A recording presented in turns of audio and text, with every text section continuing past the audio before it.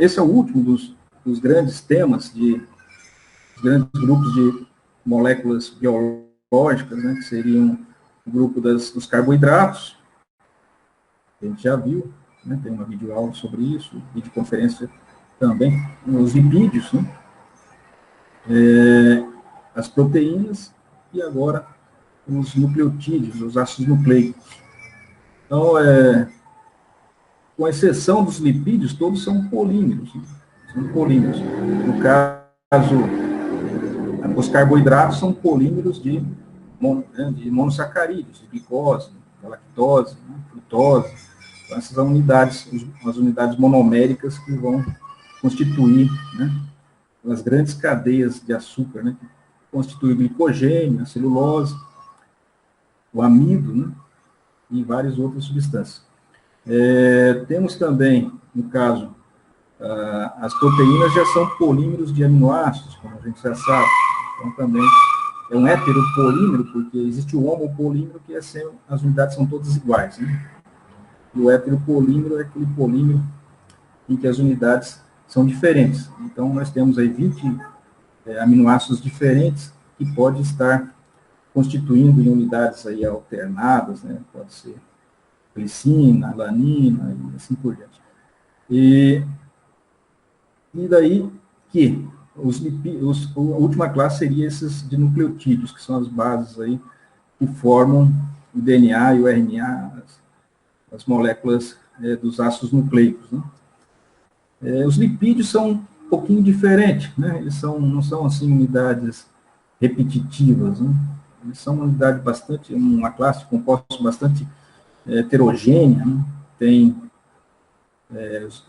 prostaglandinas, que a gente já viu que é um jeito, as ceras é de outras, né? Os esfingosídeos, né? Outro. Então, os terpenos, né? Os esteroides, é uma classe um pouco mais diversificada. E, às vezes isso até dificulta um pouquinho, porque quando as coisas são mais repetitivas, né? Como nas proteínas e nos ácidos nucleicos, é mais fácil de entender a estrutura e tudo mais. No caso aí dos lipídios é um pouco mais diversificado. Mas então, com isso a gente conclui, falando aí de nucleotídeos, de ácidos nucleicos, a gente vai concluir essas grandes classes, né, de moléculas. Aqui está desenhado uma molécula né, uma porção, né, um segmento de uma molécula de RNA. As moléculas de RNA costumam ser um pouco menores que as do DNA. As DNA pode ter bilhões, né, de bases, né, enquanto os RNAs costumam ser menores, ter, às vezes, poucas dezenas de milhares, não chega a bilhões. Né? Então, isso tem uma explicação química também, né? Por que uma molécula de RNA costuma ser mais curta e a de DNA permite ser tão grande, né? Isso é estabilidade química. A molécula de DNA é mais estável, né? Ela resiste mais à hidrólise, à fragmentação. E isso tudo, por incrível que pareça, é justamente pelo caso do açúcar. Uma vai em ribose e na outra vai desoxirribose. O fato de ter uma hidroxila a mais na ribose, né, é a que causa a fragilidade. A gente vai entender, né, por que essa fragilidade existe quimicamente, como que é o mecanismo que confere mais estabilidade ao DNA e menos estabilidade ao RNA, e o que permite, consequentemente, cadeias muito maiores de DNA. Aqui o RNA, ele também tem atividade catalítica, né? Isso foi algo recentemente, talvez não tão recente, mas foi algo novo até, relativamente novo, em termos de estudo de RNA.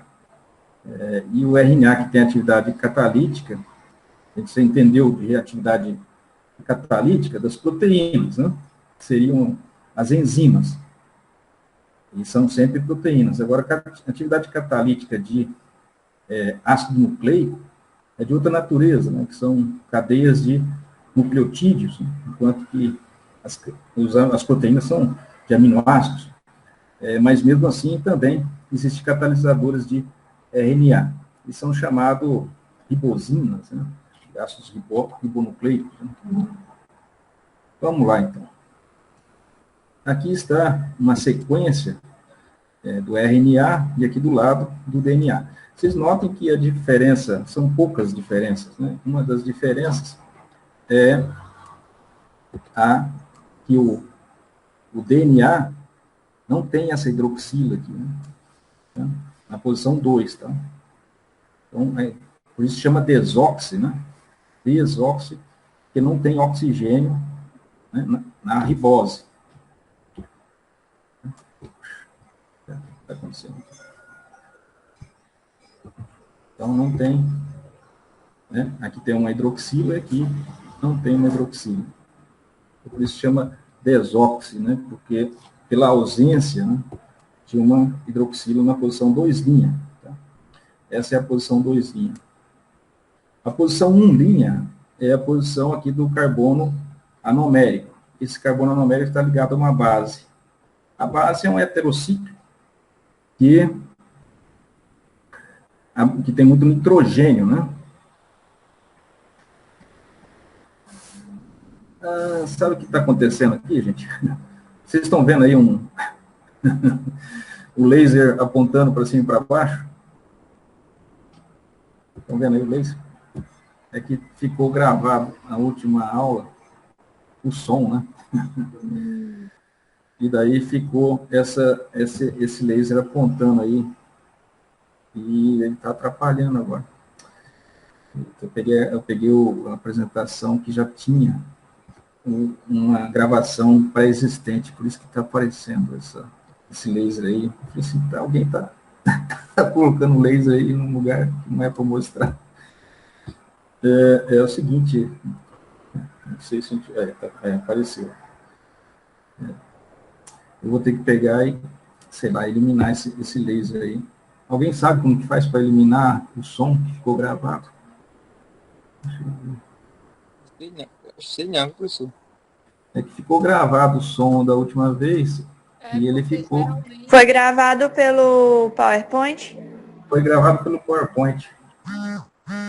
Fica uma coisinha de som no canto esquerdo, no canto direito do... Mas não é o som que está aparecendo, ele está aparecendo com o apontador laser, né? Eu teria que eliminar isso. Não sei como faz para eliminar agora. Eu acho que para eliminar só o apontador não tem como não. Teria que apagar mesmo a gravação. Mas eu apaguei as gravações. Eu havia umas gravações aqui e eu não estou... Eu apaguei a gravação, mas continua o laser aparecendo. Não sei não. Será que não vai atrapalhar tudo esse negócio? Poderia pegar... Se eu copiar, talvez, né? Será que ele vai junto? Copiar aqui para outro... Copiar para outro lugar. Talvez eu copiando ele saia, né? Quando eu colar. Você... Ctrl V. Vamos ver agora se vai aparecer. Lá.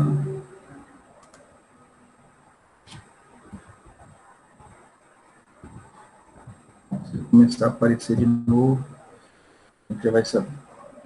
Bom, vamos lá. Estava aqui nessas duas porções aqui de ácidos nucleicos, uma é do RNA e outra é do DNA. A diferença, como vocês estão vendo, é esse hidroxila aqui.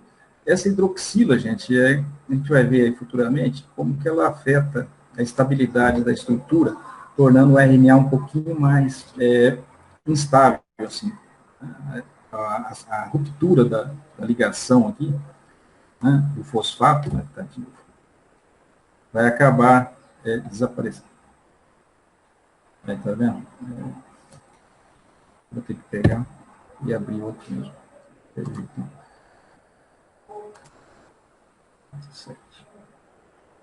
Infelizmente. 7. Esse daqui eu tenho certeza que não foi mexido. O problema é que ele está um pouquinho diferente, né? Mas tudo bem. O outro eu tinha feito umas correções, estava melhor.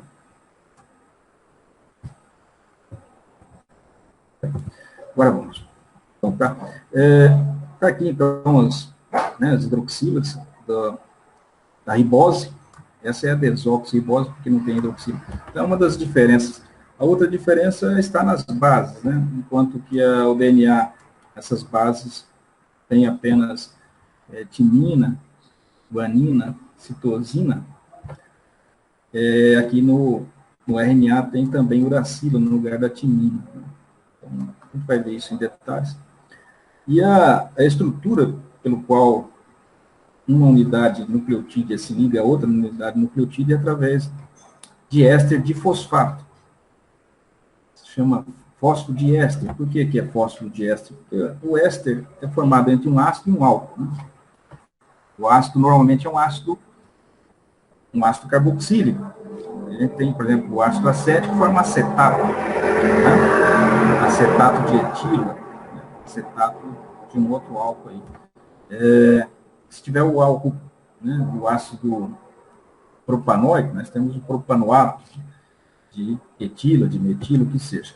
Então, aqui, quando temos um ácido fosfórico, ele pode formar um éster através das suas 3 unidades ácidas. Né? É um triácido, portanto, ele forma um éster aqui, uma ribose, na posição 3', e ele forma outro éster aqui, na posição 5', certo? E ele poderia formar mais um éster com esse outro oxigênio aqui, formar um triéster, né? Ele é um triácido, ele pode ser triesterificado. Será que alguém está precisando entrar aí? Acho que é a Joana que tá tentando entrar. Pronto. Seja bem-vindo. Então, um fosfodiéster, que é o ácido fosfórico, e esse ácido fosfórico está diesterificado. Né? Reações de esterificação é sempre entre um álcool e um ácido. No caso, o ácido, normalmente, um ácido orgânico, seria um ácido carboxílico, né? Como a gente viu lá nos ésteres do glicerol, né? Que seriam formando os lipídios, né? Só que lá o álcool era um triálcool e os ácidos eram monoácido. Né? Aqui nós estamos com um triácido, né? Reagindo com um poliálcool, que é a ribose. Né?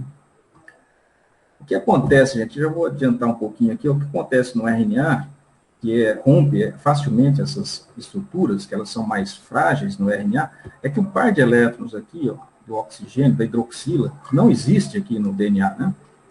O DNA é desoxi, quer dizer, que não tem hidroxila.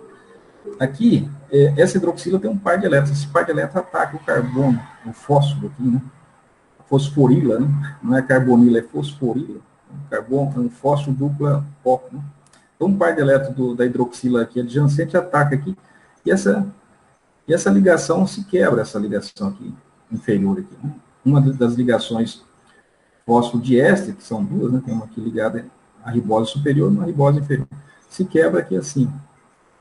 Aqui vem um par de elétrons aqui que quebra. Isso não acontece aqui com o DNA, porque não tem hidroxila aqui do lado. Então, isso dá muito mais estabilidade, né, ao DNA. Também é uma questão já de química, né? Fica mais fácil entender isso. Quem já estudou reações de ataques eletrofílicos, também a própria molécula de DNA, e digo assim, do ATP, né? A gente já vai ver um pouco mais sobre o ATP. Essa labilidade, a fragilidade, que é um bom grupo de saída, né? O ácido fosfórico, né? O fosfato, é um bom grupo de saída. Então, isso aí facilita a ruptura dessa ligação. Então, tá aí, é uma sequência, portanto, de ribose, né? Ou de desoxirribose, no caso aqui é a ribose no RNA e desoxirribose no DNA, ligados, né? Uma ribose ligada a outra ribose através de ponte do tipo fosfodiéster. É diéster porque esse ácido fosfórico está diesterificado, né? Tem um éster aqui e um éster aqui, uma ligação éster. Né?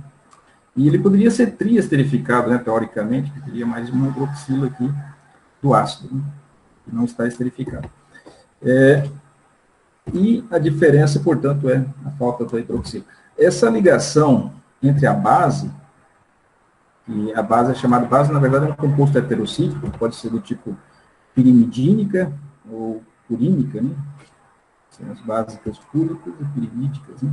Então, aqui é base porque eles são compostos de nitrogênios, são compostos ricos em nitrogênio, essas bases, são heterocíclicos, né? E elas têm, a gente sabe que o nitrogênio tem caráter básico, né, alcalino, né?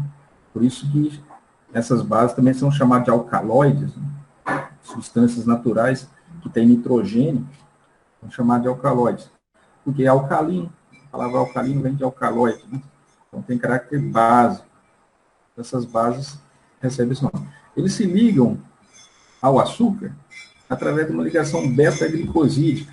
Agora, se vocês não leram ainda, ou não viram lá as aulas de açúcares, existem as ligações alfa e beta, né, glicosídicas. A beta-glicosídica é do tipo da celulose. A gente sabe que as ligações da celulose são difíceis de romper, né? Então, a gente pode comer farinha, né, de trigo, né, pão, massas, porque a gente consegue romper as ligações alfa-glicosídicas do amido, do glicogênio, né? A gente não consegue, por exemplo, se alimentar, né, de celulose, porque, né, a celulose são as mesmas açúcares, só que estão ligados simplesmente por estar ligado com uma ligação beta-glicosídica, dificulta a ruptura dessas ligações. Então, isso também é um fator importante, né? A dificuldade da estabilidade aqui a molécula, o fato de estar ligado em ligações do tipo beta.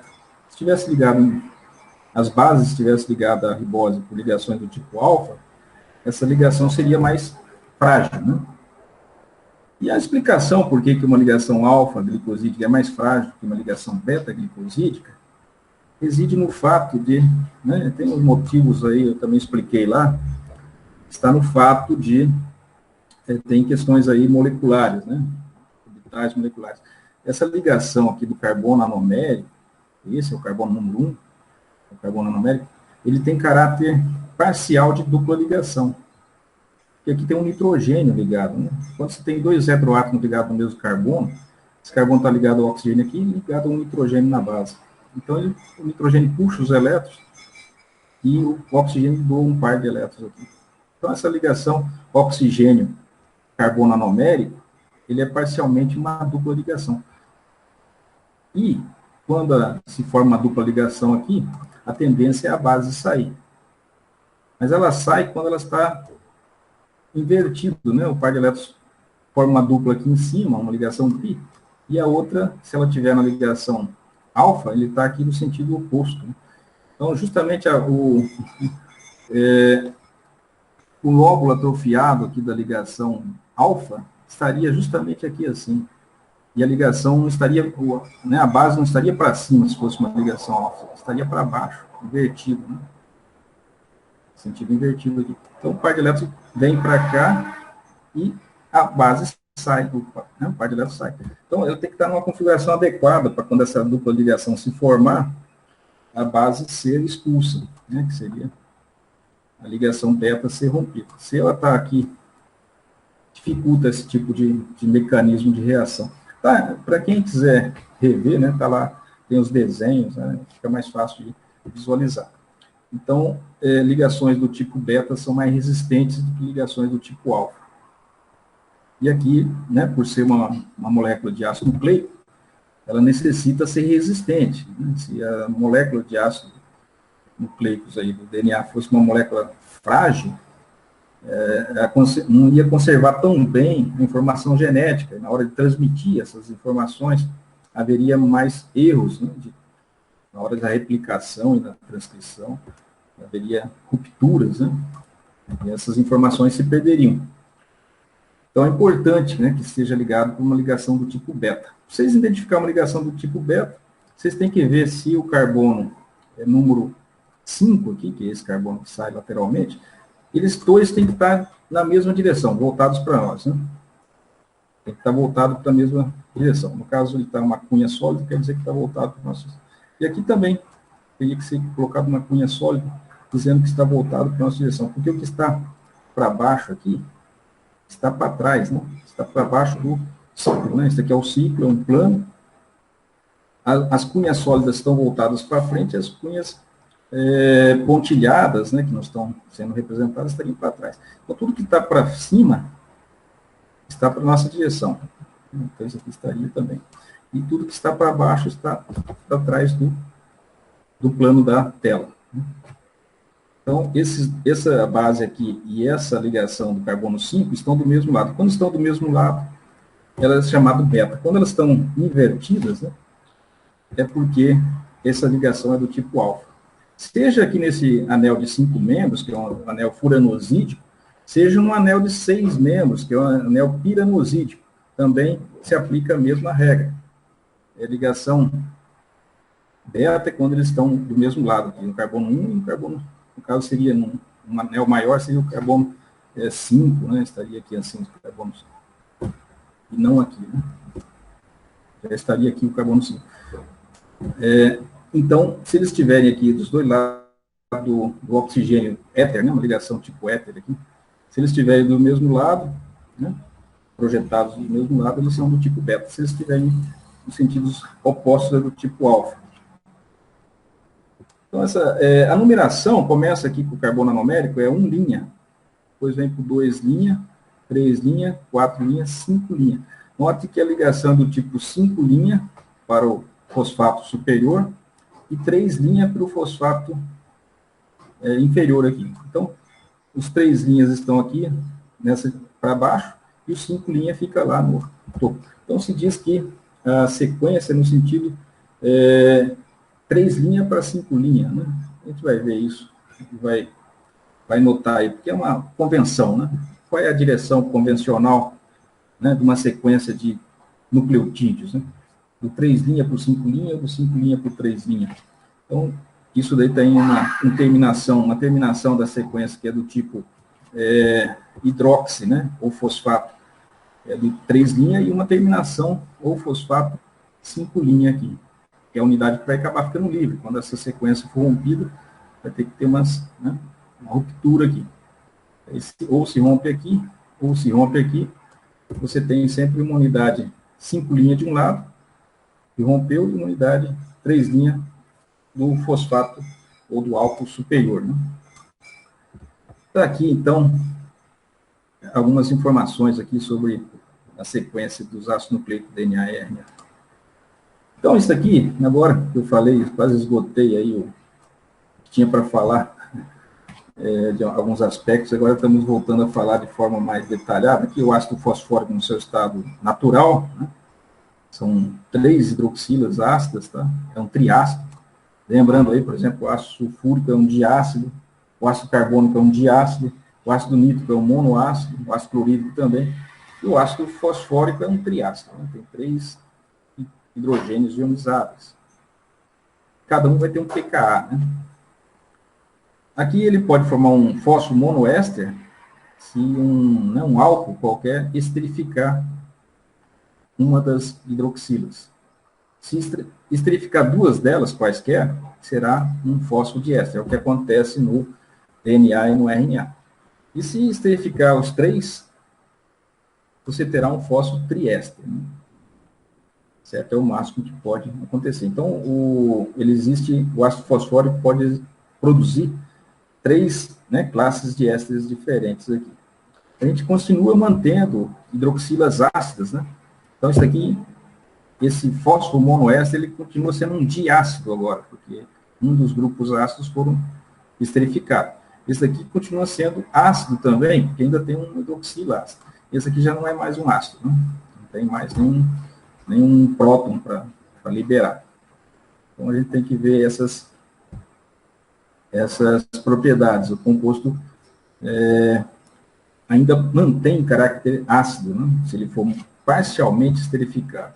Aqui, parcial, sobrou 1, aqui parcial, sobrou 2. Aqui não houve no seu estado natural. Bom, aqui estão as bases, olha. A estrutura é bom lembrar, né, a numeração, por exemplo. A numeração, notem que enquanto na ribose, na desoxirribose, a gente contava os carbonos, né, usando apóstrofo, Seria 1 linha, 2 linha, 3 linhas, até 5 linhas. Né? Aqui, nas bases, seja púricas ou pirimídicas, a gente usa a numeração sem o apóstrofo, não é 1 linha, né? 1, 2, 3, 4, 5, o sentido da numeração. Eles formam um ciclo aqui, e depois a numeração continua aqui no 7, 8, 9. Então, né, vai no sentido anti-horário, e depois aqui no sentido horário. Existem duas classes de base, né? São compostos heterocíclicos aromáticos, tá? E existem duas classes, as bases do tipo purínicas, né? Seria ideal chamar sempre purínicas, e pirimidínicas, né? Que essa estrutura aqui lembra a pirimidina. Então, as bases do tipo pirimidínicas, elas lembram a estrutura da pirimidina. Não que elas sejam a pirimidina, né? Elas lembram a estrutura da pirimidina. O que acontece é que elas são bases, são pirimidinas substituídas. E quem foi substituída? Por exemplo, aqui no carbono 4 da pirimidina, tem um hidrogênio. Se tirar o hidrogênio e colocar uma amina, você tem uma pirimidina substituída, né? Quem foi substituído? O hidrogênio por uma grupoamina. Aqui no carbono 2 tinha um hidrogênio. Se você tirar esse hidrogênio e colocar um grupo carbonila, você tem mais uma substituição. Então, são pirimidinas substituídas, né? Por isso são chamadas bases pirimidínicas, né? Temos a citosina, a uracila e a timina. Essas são as bases que estão lá no desenho anterior, a gente escreveu simplesmente base, é uma dessas daqui, né? Lembrando que no RNA não existe timina, existe só uracila, certo? Enquanto que no DNA só existe timina e citosina, não existe uracila, tá certo? Então, uracila é uma base que só existe no RNA, no DNA não. As demais duas bases, sim, elas estão tanto no DNA quanto no RNA. A adenina é uma base do tipo purínica, né? Notem que é uma purina substituída também, aqui no carbono 6 da purina, você tem um grupo amina, por isso é uma purina substituída.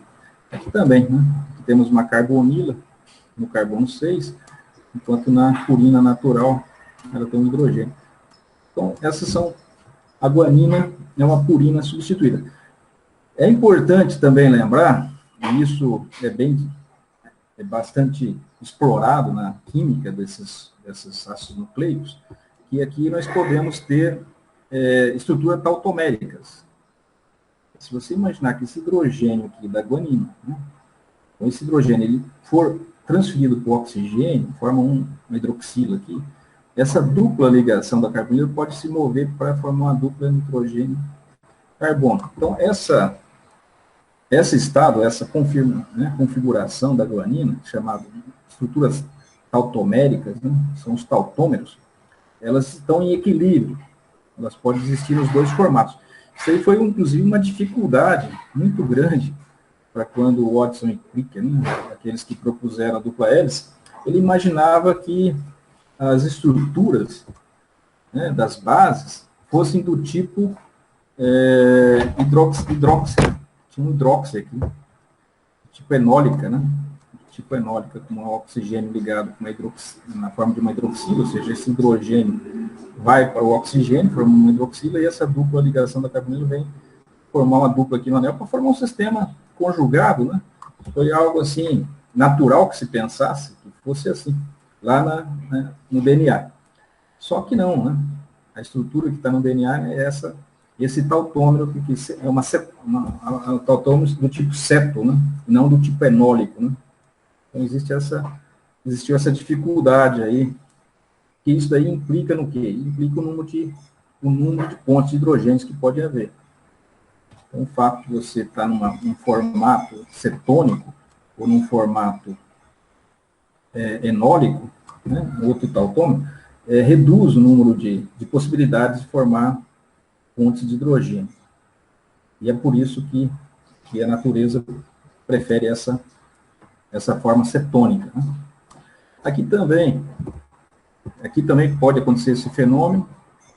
Aqui também pode acontecer na citosina, certo?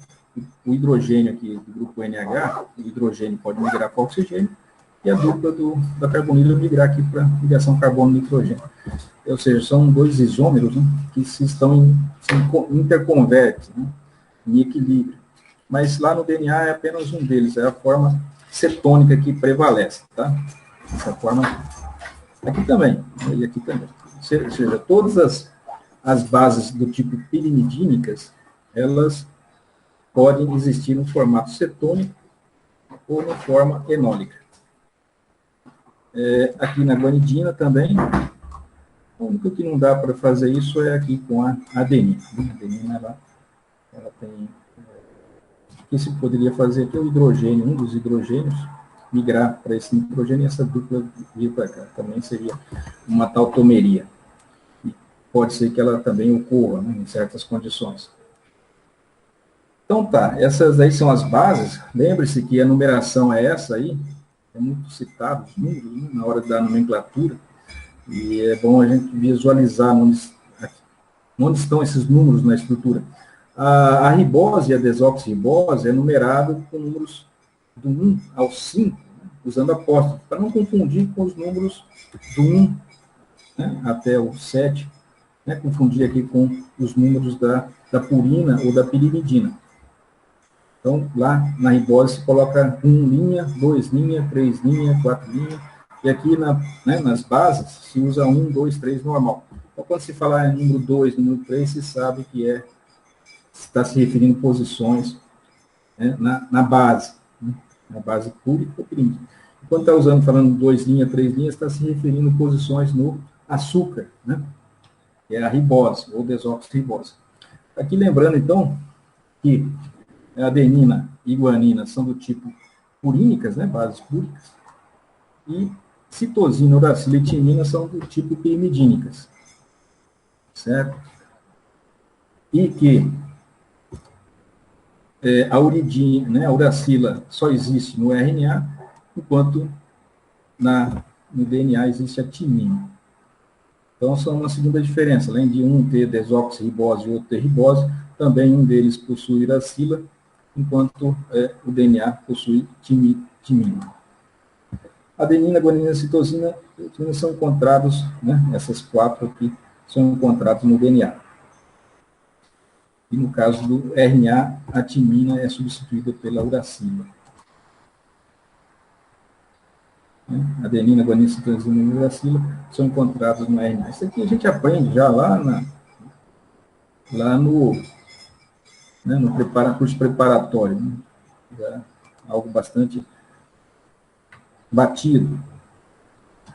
Então, o que são nucleosídeos? Nucleosídeos, gente, é a base, né, aquela base ou purínica ou pirimidínica, ligada a um açúcar, que é a ribose ou desoxirribose. Então, temos aqui os nucleosídeos. Nucleosídeo quer dizer açúcar, né? As óseas são açúcares, então osídeos são os açúcares. Nucleosídeos, então, são um açúcar, né, a ribose ou desoxirribose ligado a uma base, certo? Através do carbono anomérico, né, ligação do carbono 1' aqui ao nitrogênio. Né, o nitrogênio, agora tem que lembrar o número, a gente começa a numerar a partir desse nitrogênio aqui. 1, 2, 3, 4, 5, 6. Depois vem 1, 2, 3, 6, 7, 8, 9. Seria o nitrogênio 9, né? E o carbono anomérico, através de uma ligação glicosídica do tipo beta, quer dizer que isso aqui está voltado para cima, né? Assim como o carbono 5 aqui também está voltado para 5 linhas, né? Está voltado para cima também. Esses aqui estão voltados para baixo. Ou seja, se você colocar nesse ciclo de 5 membros aqui, essa furanose, né? É um ciclo num plano, existe ligações que se saem numa direção do plano e outras que saem na direção contrária. Então, esse, no caso aqui, sai para uma das faces, né? A face que está voltada para nós, por exemplo. Aqui. E essas aqui estão voltadas para trás, para a parte inferior da face do plano. Isso aqui estaria no plano. Então, esse aqui é o carbono 1 linha, 2 linha, 3 linha, 4 linha, e esse daqui, é o 5' E através de ligações do tipo 5', da hidroxila 5' e da hidroxila 3', é que se formam as pontes do tipo fosfodiéster, né? Entre um nucleotídeo e outro. Essa aqui notem que, enquanto isso, essa base se chama adenina. A adenina, quando ligada à ribose, ou a desoxirribose, no caso aqui a ribose, se chama adenosina. Então, a adenina, né? Adenina só é a base. A adenosina já é o nucleosídeo. Né? O nucleosídeo se chama adenosina. A base adenina forma um nucleosídeo com o açúcar, a ribose. Aqui a guanina, a mesma coisa. Forma uma guanosina quando ligado através da ligação aqui com o carbono anomérico com a ribose. Aqui a citosina forma a mesma ligação com o carbono anomérico. Agora a gente chama de citidina, né? Não é citosina, é citidina. Uma pequena mudança aí. Pela lógica, a gente podia pensar citosina, não, mas é citidina. A uridina, a uracila, né, a base aqui, forma a mesma ligação com o carbono anomérico, beta-glicosídica, carbono 1, né, com linha, se chama uridina. Acaba todos em ina, né? Citidina, guanosina, né, uridina. E aqui, quando se trata da desoxirribose, que falta 2' desox, né? Porque poderia ser 3' desoxi se faltasse a hidroxila da posição 3'. Poderia faltar a hidroxila na posição 5'. Seria 5' desoxi adenosina, né? Existem essas moléculas, uma delas são usadas aí como precursores de antitumorais, né? Eles constroem miméticos, né? E tiram uma hidroxila aqui da posição 3, colocam um flúor, por exemplo, aí você engana, né, as sintetases, né, que vão sintetizar o DNA. Então, aqui é a mesma história, só que aqui, em vez de ser adenosina, que tem a base adenina, ela passa a ser 2' desoxiadenosina, aqui é 2' desoxiguanosina, aqui é 2' desoxitidina, aqui é 2' desoxi. Não precisa dizer desoxitimidina, por quê? Porque não existe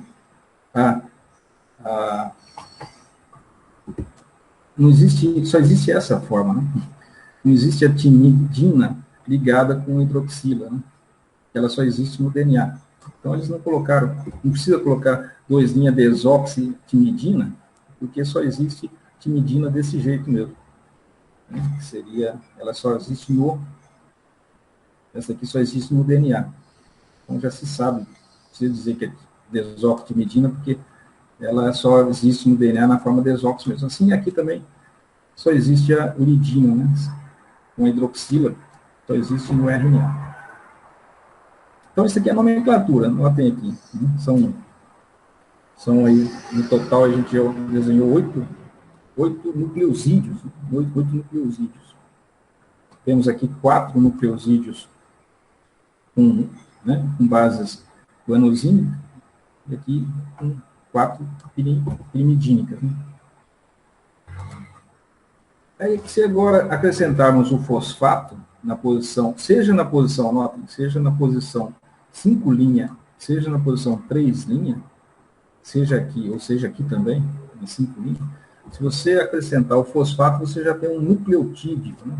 Lembra? Tídeo, né? T de 3, mas bom para lembrar, nucleotídeo. Tem a base, né? Que pode ser guanina, adenina, citosina, timina, né?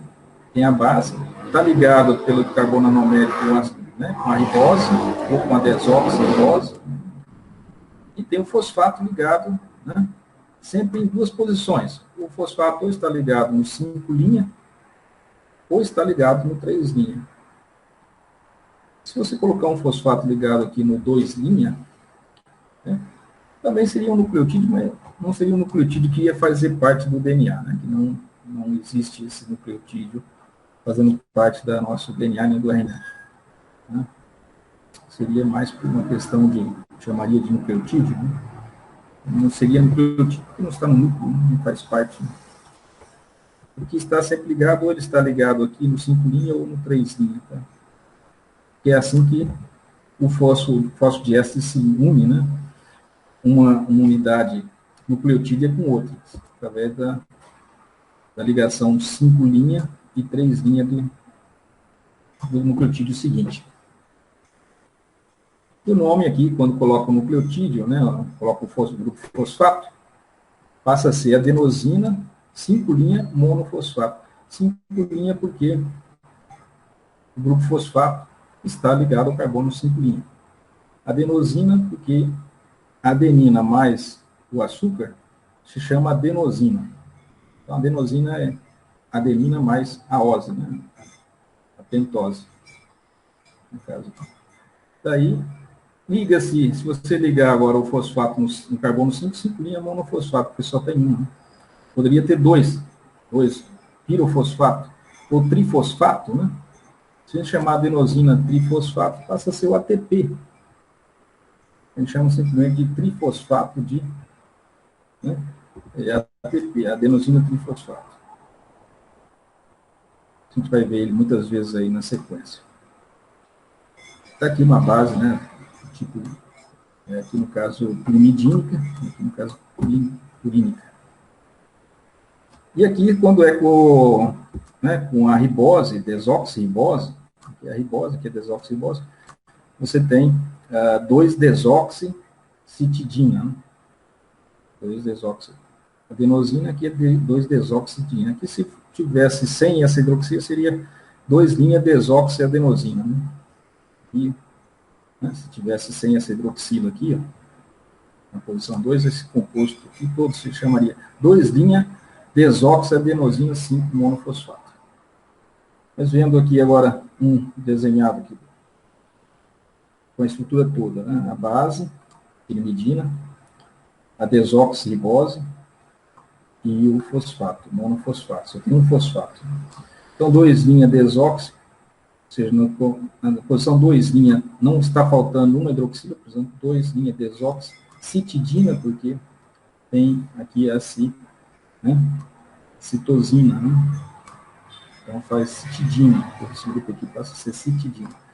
3 monofosfato, porque só tem um grupo, né? E não é um pirofosfato. Quando é pirofosfato, tem um anidrido, né? Anidrido de fósforo. A gente vai ver, pode ser monofosfato, difosfato e trifosfato. Né? A gente conhece bem o trifosfato, né, de adenosina, o ATP, adenosina trifosfato, que seriam 3 grupos fosfatos aqui. Mas todos esses nucleotídeos podem existir na forma de trifosfato, não só o nucleotídeo da adenosina, né, pode existir na forma trifosfato, monofosfato, difosfato. Todas as bases, né, vão constituir nucleotídeos que podem ser monofosfato, difosfato, trifosfato. A gente conhece bem o ATP, que é o trifosfato de adenosina, como uma moeda de transporte de energia na célula, mas algumas reações de fosfatação, em vez de usar ATP, por exemplo, usa outros trifosfatos de outros nucleotídeos. Tá? Então, aqui uma tabela para fixar aí todas essas nomes.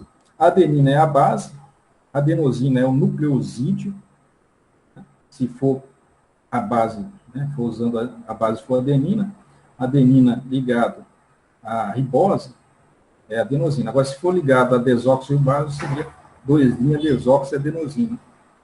São os nucleosídeos. Né? Esses são os nucleosídeos, a base de adenina, que estão no DNA, e esses são os nucleosídeos, a base, essas bases que estão no RNA.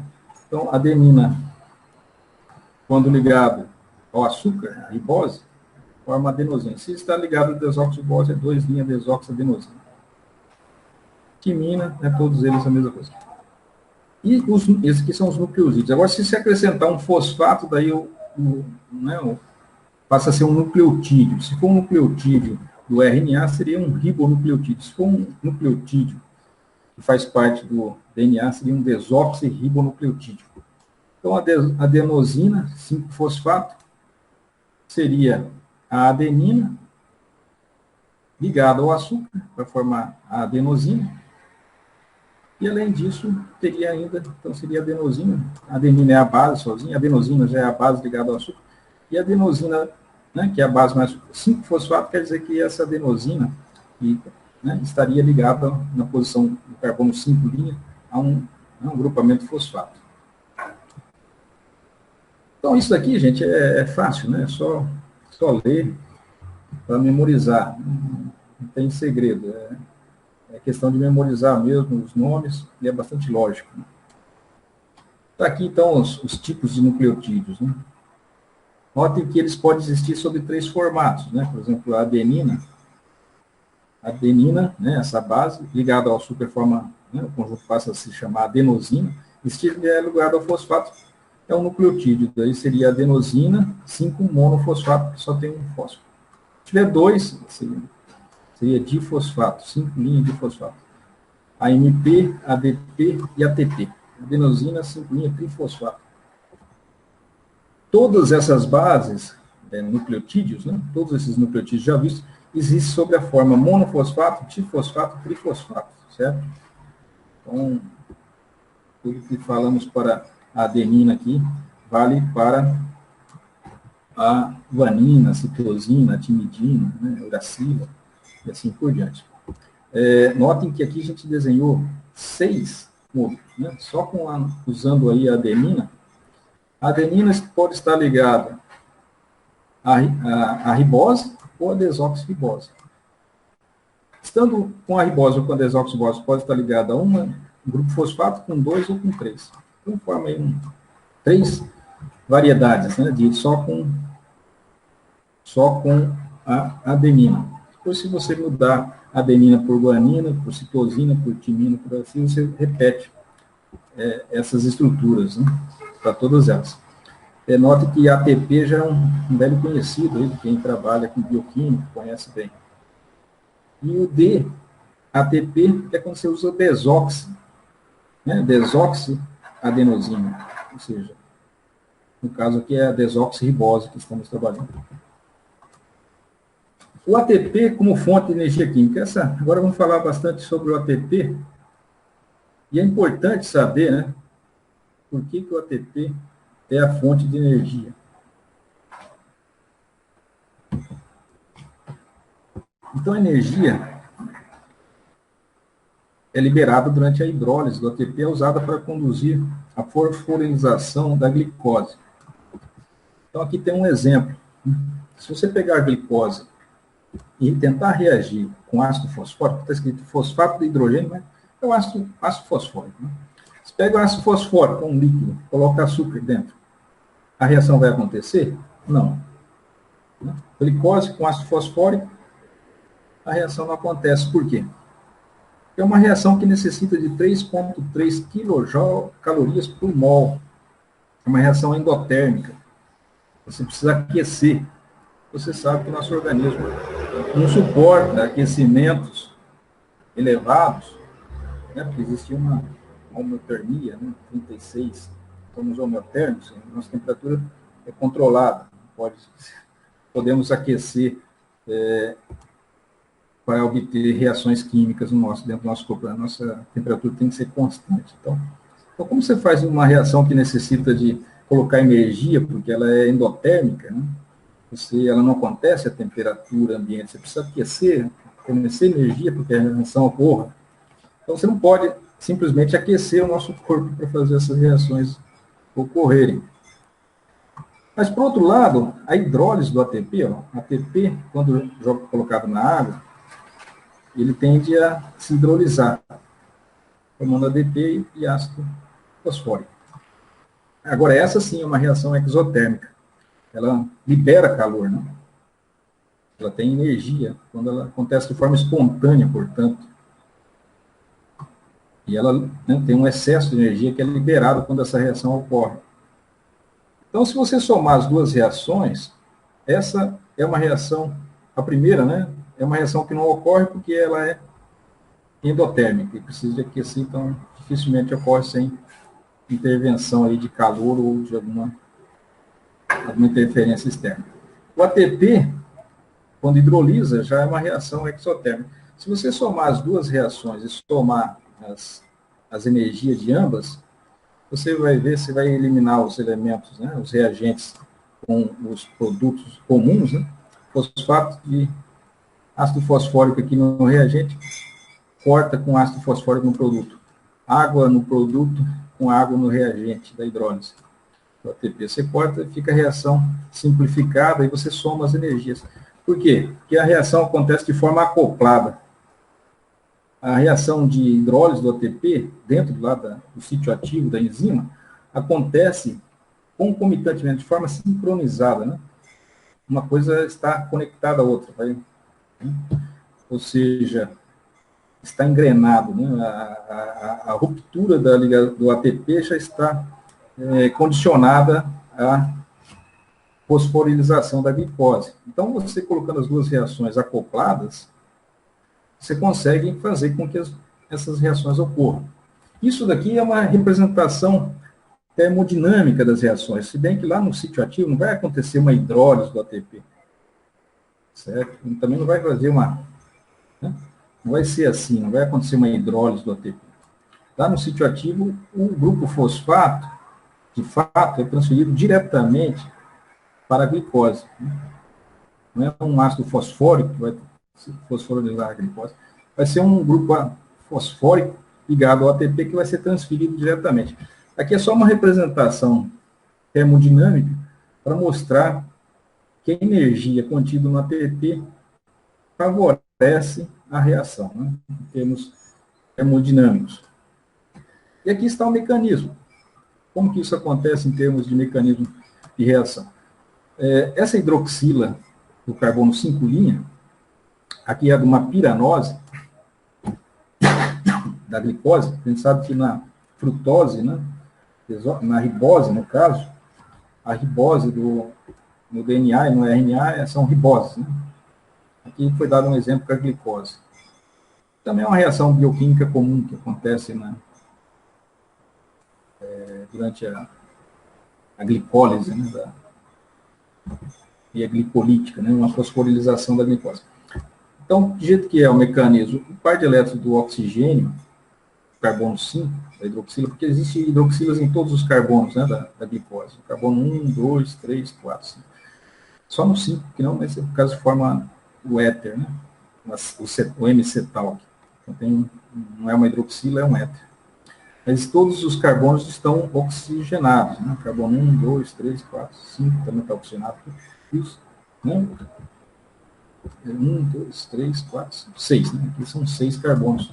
É uma hexose, né? A glicose é uma hexose. Então, o par de elétrons da hidroxila do carbono 6 ataca o grupo fosforila, de um trifosfato de adenosina. Agora, notem que esse ataque, a gente pode questionar, por que ataca o carbono gama, né? O fosfato gama. Esse aqui é o fosfato alfa, tá? Esse é o beta e esse é o gama. Por que atacou o gama e não o beta ou o alfa? Então, isso daí tem a ver com a enzima que está sendo utilizada nessa reação. Existem enzimas que favorecem o ataque em alfa, né, ao fosfato alfa, tem enzimas que favorecem beta ou alfa. Né? Então, pela proximidade no sítio ativo, né, colocado de forma a favorecer o ataque a um grupo fosfato e não a outro. E por que se ataca também, podemos perguntar, né? Por que a hidroxila do carbono 6, né, e não o carbono 1, né, hidroxila do carbono 1, que é o anomérico, né, carbono anomérico, ou do 2, ou do 3, ou do 4, né? Por que vai atacar justamente a hidroxila do carbono 6 da glicose? Bom, existem motivos, provavelmente também do sítio ativo, mas o fato também é que a hidroxila 6 é uma hidroxila de um carbono primário. Então, um álcool primário aqui. E os outros todos são álcools secundários, né? Carbono secundário, carbono secundário, carbono secundário. Então, são todos secundários, com exceção desse. Os carbonos secundários, terciários principalmente, são mais impedidos espacialmente. Né? os álcools primários são mais reativos e são menos impedidos espacialmente. Mas isso aí não seria, né? Se a natureza precisasse, e ela às vezes pode precisar, ela dá um jeito também de fosforilar essas outras posições aqui. Note que aqui nós temos essa hidroxila disposta em posição beta, tá vendo? Para cima, para lembrar aqui. E esse aqui também está para cima. Certo? Esse aqui está para baixo. O hidrogênio aqui, se fosse representado, estaria para cima. Aqui estaria para baixo. Ele vai alternado, né? Um hidrogênio para baixo, hidrogênio para cima, hidrogênio para baixo, hidrogênio para cima, hidrogênio para baixo. É assim que se desenha a glicose, de forma alternada. Uma regra para memorizar na hora de desenhar, você coloca ela nessa disposição aqui, hidroxila. Aqui pode haver, né, uma hipimerização da glicose, ela pode abrir, assim, depois fechar de novo. Muita rotação. Ela abre aqui, e quando ela fechar de novo, ela pode fechar com a hidroxila para baixo. É algo que acontece em solução aquosa, né? Mas aqui, do jeito que está desenhado, essa hidroxila está em posição beta, tá? Está voltado para cima. O hidrogênio está na posição alfa. Ligações beta, que se formar uma ligação aqui desse oxigênio com qualquer coisa, seria uma ligação do tipo beta-glicosídica. Tá? Beta-glicosídica se refere à ligação aqui com o carbono anomérico. Uma ligação beta-glicosídica. Bom, acontece então o ataque, certo? Um par de elétrons do oxigênio da hidroxila vem, talvez por questão espacial, né? Lá no sítio ativo, e também porque é um álcool primário menos impedido e mais reativo. Por que ele ataca esse fósforo e não outros? Aí é já a enzima e o sítio ativo que vai favorecer um ataque em um fósforo ou no outro. Outra coisa, essas cargas negativas aqui, né? Aqui nós temos um fósforo que está ávido por elétrons, certo? Por isso que ele se chama eletrófilo, né? E aqui nós temos um oxigênio que está rico em elétrons, né? Ele é eletronegativo e concentra os elétrons sobre ele. Então, os elétrons aqui, ele é um nucleófilo. Ele gosta de cargas positivas, porque ele é rico em elétrons. Ele vai atacar o fósforo que está no estado de oxidação mais 5, certo?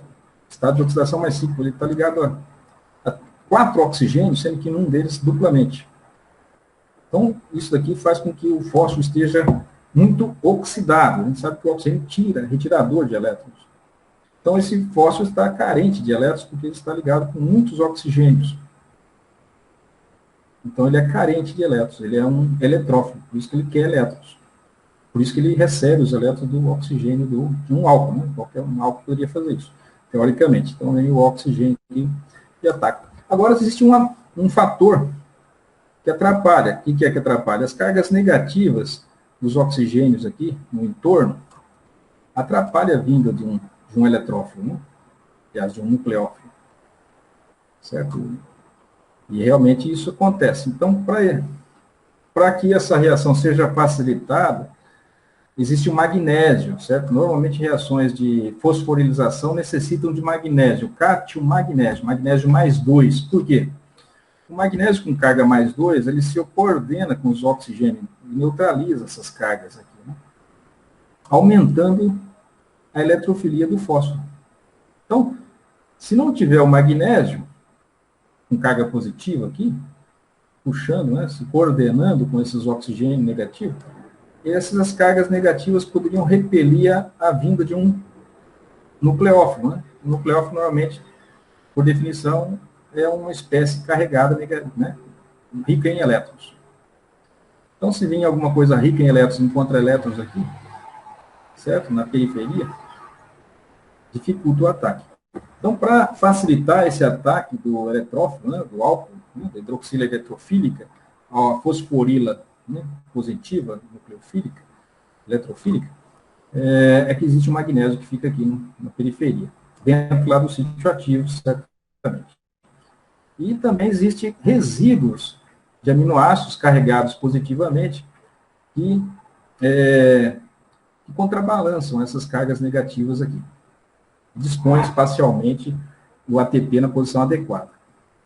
Daí a reação ocorre, né? Vem o grupo, par de elétrons, e liga-se aqui, e o açúcar fica fosforilado. A gente chama de glicose 6-fosfato, porque no carbono 6, né?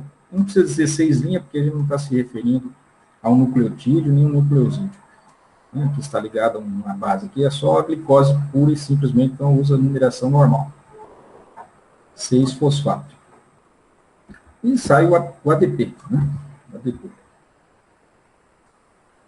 Se você tentar fazer essa mesma reação química usando apenas o ácido fosfórico, a reação não vai acontecer.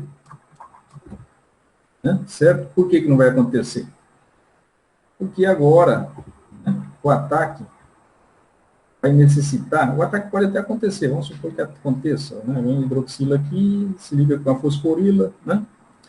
Mas depois, para que essa reação avance, alguém tem que sair. Uma ligação tem que se quebrar, para o fosfato se manter ligado à glicose. E para quebrar, você teria que quebrar uma sair, né? Romper aqui a hidroxila. A hidroxila não tem força, né, para sair daqui, certo? Ela não tem estabilidade. O grupo hidroxi é uma base muito forte. A gente sabe que o grupo de saída tem que ser uma base fraca. Isso aí já foi visto lá, né, em substituições acílicas.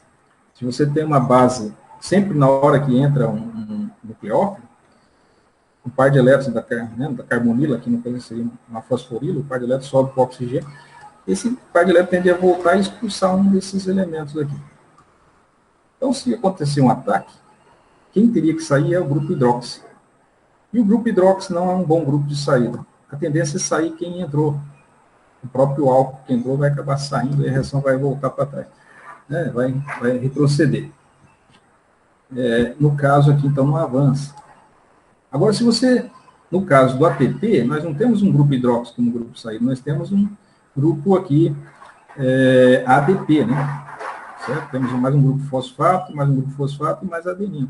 Então, aí sim, daí um bom grupo de saída, né? Os fósforos aqui conseguem levar os elétrons, certo? Essa ligação romper e levar os elétrons. O oxigênio sozinho não vai conseguir levar esses elétrons. Né? Certo? Então, aqui, o que faz a mágica, então, do ATP é fragilizar essa ligação aqui. Se tiver só a hidroxila do ácido fosfórico, ele não tem força para quebrar essa ligação aqui, quanto a hidroxila do álcool, né, da glicose, atacar, né, o grupo fosforilo. Ele não tem força para quebrar. A ligação, então, não ocorre. O que faz o ATP é transferir energia para quebrar essa ligação aqui. Essa ligação fósforo-OH vai se quebrar devido a esse oxigênio estar ligado a um ATP, né? O ADP, no caso, restante da molécula de ATP. Que se torna um bom grupo de saída, né? Uma base mais fraca. Enquanto for uma hidroxila, é uma base forte.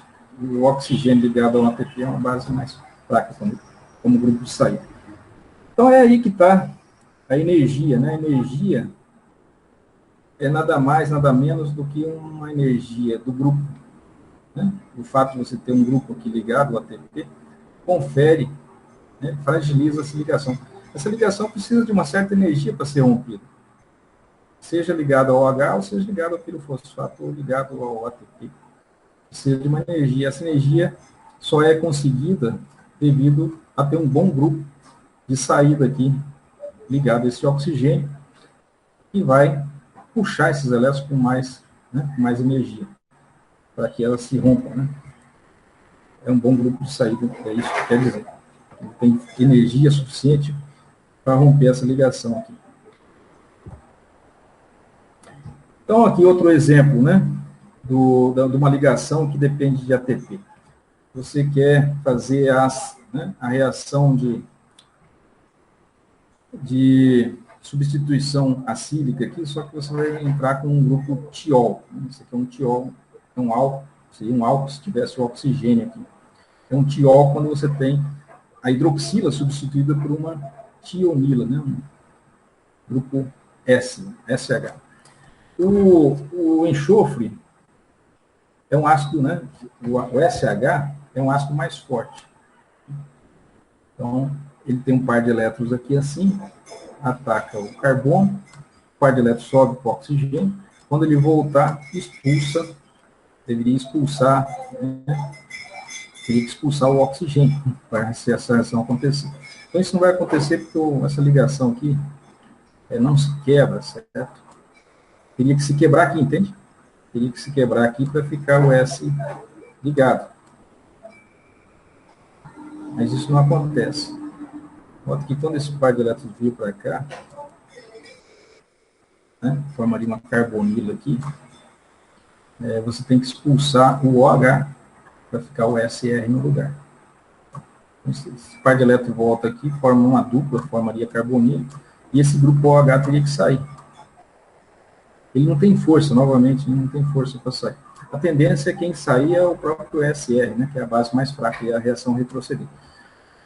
Sempre sai a base mais fraca.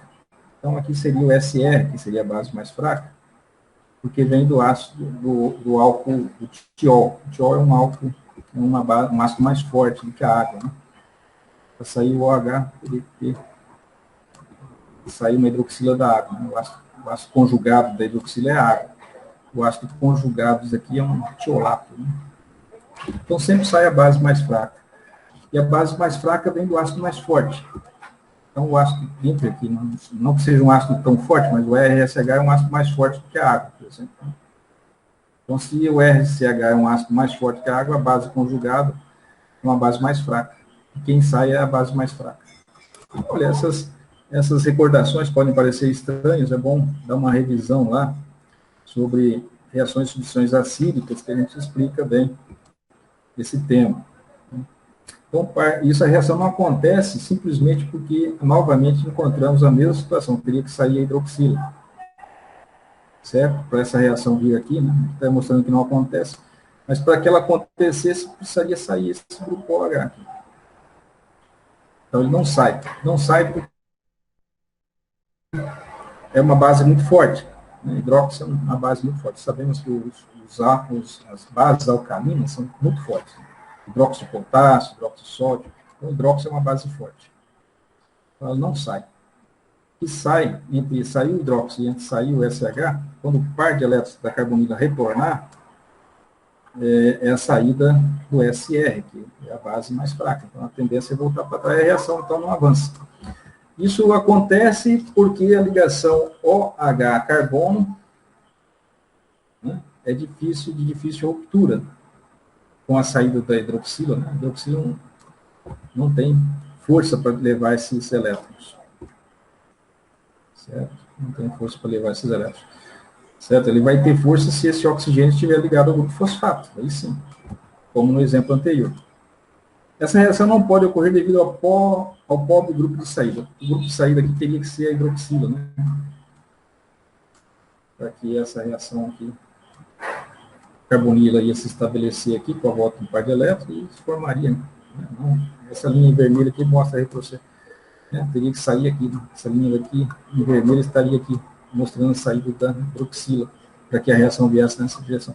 Mas o que acontece é que ela vem nessa direção, aqui, com a expulsão do SR, né? Voltando para trás. Então, está aí, uma reação que em condições normais não acontece, tal como vemos aí, a expulsão do hidroxila não ocorre. Quem sai é a expulsão do SR, e a reação retrocede. E como a gente faz para forçar a saída do grupo hidróxido e fazer essa reação que nessas condições não ocorre, fazer com que ela ocorra em outras condições? O que precisa ser feito? Você pega, primeiramente, ativa a ligação do grupo hidróxido, que vai ser era o nosso hidróxido, né? Só que o hidróxido na forma O negativa.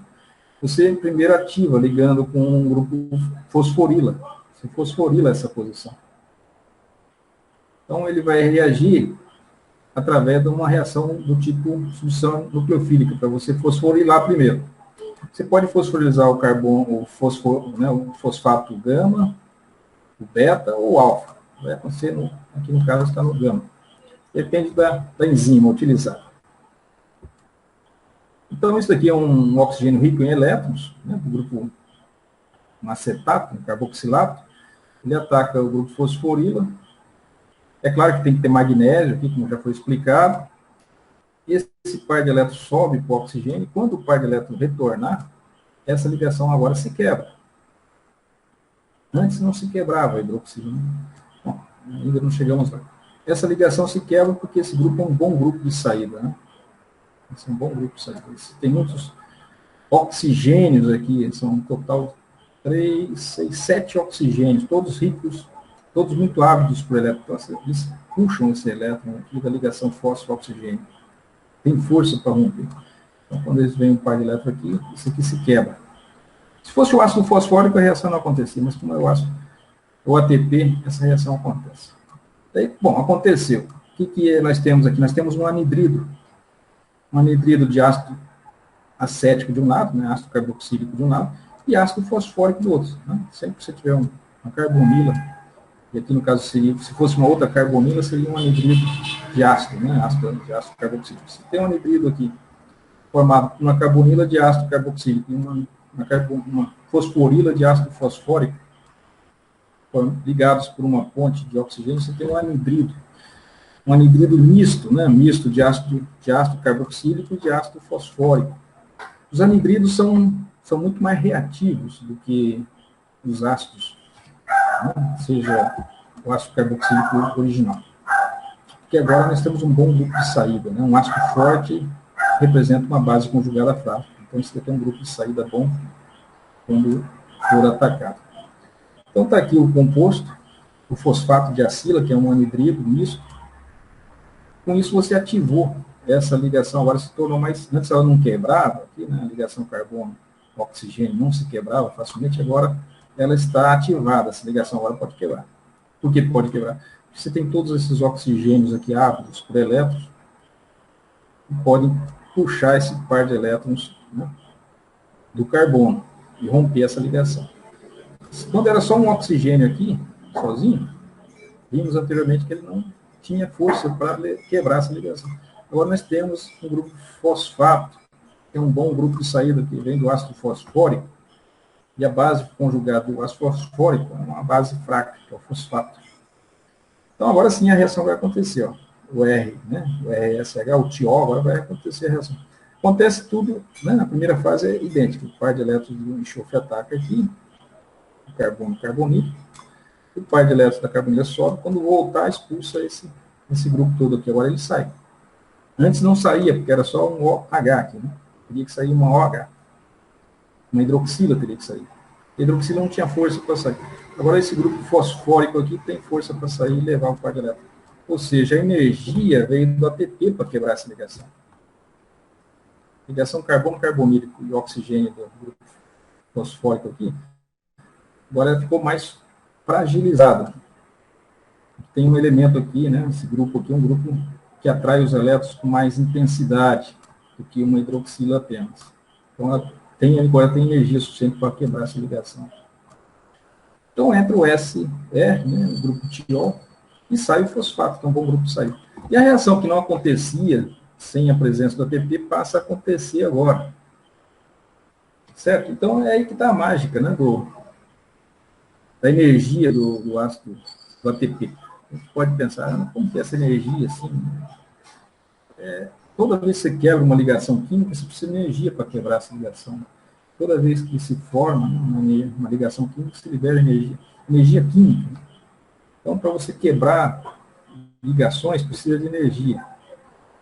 Então, algumas ligações se quebram de forma espontânea e outras com relativa facilidade. Outras necessitam de muita energia para ser quebradas. Então, a reação global é essa. Né? Você precisa, né, você tem o carboxilato, o nosso nucleófilo, o ATP, ele entra para ativar, né? O grupo acila aqui é ativado, quando está ligado, ele só está ligado a um ATP, aqui, ele fica ativado, e daí esse carbono se torna um bom nucleófilo, eletrófilo, né? Se torna um bom eletrófilo. Já era, né? Agora se torna um bom eletrófilo, melhor ainda. Então vem um par de elétrons do enxofre, ataca o carbono, o par de elétrons sobe da carbonila, quando o par de elétrons retornar, porque é uma ligação pi, ressonante, pode, né, subir, depois voltar, expulsa agora esse grupo fosfato que estaria aqui, né? Esse grupo aqui. Está aqui o grupo que sai. Então tá aí, esse aí é o mecanismo. Só que isso aí existe de 3 maneiras, como eu falei. Você pode atacar, né, esse grupo carboxy aqui, grupo acetato, no caso, pode atacar o carbono gama, o carbono beta e o carbono alfa. Aqui foi mostrado o mecanismo 1, que é o ataque ao carbono gama, né, é o fósforo, né, o fosfato gama. O fósforo gama aqui. Mas, agora, na sequência, tudo é igual, só que atacaria o fósforo beta ou o fósforo alfa. Se atacar o fósforo beta, né, a ligação que vai se quebrar é essa aqui. Vai se quebrar essa aqui. E daí fica um grupo pirofosfato ligado ao grupo acila. Se o grupo fosfato já era um bom grupo saída, o grupo pirofosfato agora é um melhor grupo saída ainda. Então, essa ligação aqui se torna muito mais frágil do que se tornaria se tiver só um grupo fosfato. Agora, tendo 2, a ligação é bem mais fácil de acontecer.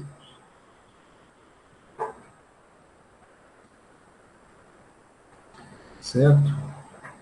Então, se forma o AMP e um grupo pirofosfato é transferido para o grupo acila aqui. Esse é o grupo acila. E daí, tem o enxofre, da mesma maneira que aconteceu anteriormente, ataca o carbono carbonílico, o par de eletrossólido, quando voltar, expulsa esse pirofosfato. O pirofosfato sai. Agora, existe um detalhe muito importante nesse segundo mecanismo. É que tudo isso daí acontece no centro, né, no sítio ativo da enzima. Sai o pirofosfato. Aí tem algo especial com o pirofosfato. O pirofosfato, uma vez que sai do sítio ativo, ele é hidrolisado no meio, né, no meio fisiológico lá. Ele quebra as ligações aqui. A própria água, causa ruptura, a hidrólise do pirofosfato. Então, se o pirofosfato é hidrolisado pela água, não tem como ele voltar para o sítio ativo na forma de pirofosfato, se ligar no sítio ativo e fazer a reação retroceder dentro da enzima. Porque a enzima pode fazer a reação andar nas 2 direções, como sempre falamos. Só que se o pirofosfato vai sendo produzido, ele teria que voltar lá, na forma de pirofosfato, dentro do sítio ativo, para fazer a reação retroceder. Mas se ele automaticamente ele é hidrolisado, ele não tem como voltar lá na forma de pirofosfato para fazer a reação retroceder. Então, a reação só vai num sentido, certo? Por quê? Porque o pirofosfato, à medida que vai sendo formado dentro da reação, a enzima poderia permitir o retrocesso, né, da reação. Mas, com a destruição do pirofosfato, não tem como fazer a reação retroceder. O reagente vai sendo, né, o pirofosfato se transformou em um produto, né, esse produto que vai sendo destruído, impedindo que ele sirva de reagente para a reação inversa. Então, a reação só vai, né, isso aqui é uma maneira de garantir que a reação ocorra sem haver reversão. Quando você gera pirofosfato. Tem algumas enzimas para evitar a reversão da reação, para que ela não, né, a coisa não retroceda, ela usa um ataque na posição do fósforo beta, certo? E, finalmente, um ataque aqui no fósforo alfa. Quando ataca o fósforo alfa, aí você pode pensar, por que quebrou a ligação, essa ligação aqui, né? A ligação fósforo-oxigênio, e não a ligação fósforo-oxigênio da adenosina? É que a adenosina não tem tanta afinidade para o elétron quanto, né, esse grupo todo pirofosfato aqui tem muita afinidade pelos elétrons. Então, a ligação vai se quebrar aqui, porque os elétrons vão ser transferidos para esses grupos, né? Esses grupos muito altamente oxidados, muito oxigênio, tem muita afinidade eletrônica nesse grupo pirofosfato. Então, os elétrons vão se quebrar aqui, porque esses elétrons vão ser entregues ao grupo pirofosfato, e não vão ser entregues ao oxigênio da adenosina. A adenosina, inclusive, é básica, né? Tem grupos nitrogênios doadores de elétrons. Aqui não, tem oxigênios receptores de elétrons. Então, esse par de elétrons fica para o grupo pirofosfato sempre. Também sai o grupo pirofosfato, seja no ataque à posição beta ou na posição gama, vai se formar pirofosfato, vai ter aquele mesmo detalhe lá, mesmas condições. O pirofosfato é hidrolisado, evitando que a reação retroceda. Sempre que, né, uma reação dessas formar pirofosfato. O pirofosfato imediatamente é hidrolisado, um meio aquoso, né, fisiológico, um pH fisiológico, é hidrolisado e, consequentemente, ele larga de estar presente para entrar de novo no sítio ativo e fazer a reação voltar, né, e proceder. Então, é claro que sempre você vai ter o grupo acila aqui, né, ou ligado com um grupo pirofosfato, que é o primeiro caso, quando o ataque acontece em beta, né, forma um pirofosfato. Quando ele ataca em alfa, se forma um monofosfato. Quando ataca em alfa, que é o caso, se forma um monofosfato, esse adenosina aqui, fica ligado ao grupo acilo. Quando ataca na posição beta, se forma um pirofosfato ligado ao grupo acilo. E quando ataca em gama, só fica um grupo fosfato ligado, sozinho ligado ao grupo acilo. Então, dependendo da enzima, você vai ter sempre um grupo, né? Um grupo pirofosfato ligado ao grupo acilo, ou um grupo pirofosfato ligado ao acilo, ou adenosina fosfato, né? Um AMP ligado ao grupo acilo. De todas essas formas, esse grupo acilo aqui está ativado, e quando vir o nucleófilo, que é o enxofre aqui, trazendo os par de elétrons, que ataca o carbono carbonílico, isso aqui vai ser um bom grupo de saída, tem muitos oxigênios aqui para romper essa ligação. E o enxofre vai ficar ligado ao carbono. Aqui no caso forma AMP cíclica, a AMP, né? A adenosina monofosfato. A reação global, tá aí, eles não desenharam aqui o pirofosfato hidrolisado, mas a tendência, né, é que desse lado da reação, como reagir, né, o produto da reação, ele se converter em 2 unidades de fosfato, ele se hidrolisa. Certo? Sempre que se forma pirofosfato, ele se hidrolisa. Aqui está, né? Pirofosfato se hidrolisa com água, forma 2 unidades fosfato. Né? É um fosfato ácido, que ainda tem um hidrogênio ácido. Né? Por que a hidrólise de uma ligação fosfo-anidrido é tão exergônica? Então, existe, né, por que a ruptura dessas ligações são tão energéticas, produzem, né, são tão exotérmicas, né? Exergônicas, no caso, produzem muita energia, né? Existe muita energia nessas ligações. Existem alguns motivos, né, para isso. Aqui você tem uma pressão muito grande entre esses elementos. Né? O oxigênio, ele tende a ficar com o máximo de elétrons possíveis. Né? Você tem aqui, está colocando muita pressão sobre o fósforo. Né? O fósforo está em estado de oxidação mais 5. Então, se ele puder receber hidrogênios, esse oxigênio, por exemplo, receber hidrogênios da água, é melhor do que ele ficar tendo que compartilhar elétrons com fósforo no estado de oxidação tão elevado. Né? O fósforo aqui está com um estado de oxidação mais 5, então ele não é muito estável para ele ficar compartilhando, para o oxigênio, ficar compartilhando elétrons com um elemento que já está tão oxidado. Né? Então ele prefere, claro, né? Energeticamente é melhor o oxigênio ficar com hidrogênio que doa os elétrons com mais facilidade do que seguir ligado com o fósforo que está num estado de oxidação tão elevado. Então, existem alguns motivos. Melhora a repulsão entre as cargas. Né? Note que aqui existem muitas cargas elétricas negativas muito próximas. Quando você hidrolisa, as cargas negativas ficam separadas. Né? Você quebra a molécula e você distancia as cargas que antes estavam próximas, agora estão mais, porque havia essas 2 cargas próximas dessas outras 2 cargas. Essas 2 estão distanciadas dessas outras. Então, isso aqui é um dos motivos. Maior solvatação dos produtos.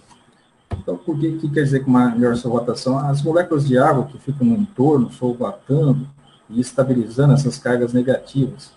Se você quebra a molécula, tem como condição, né, fica mais fácil rodear as unidades, os fragmentos, do que toda a estrutura. Né?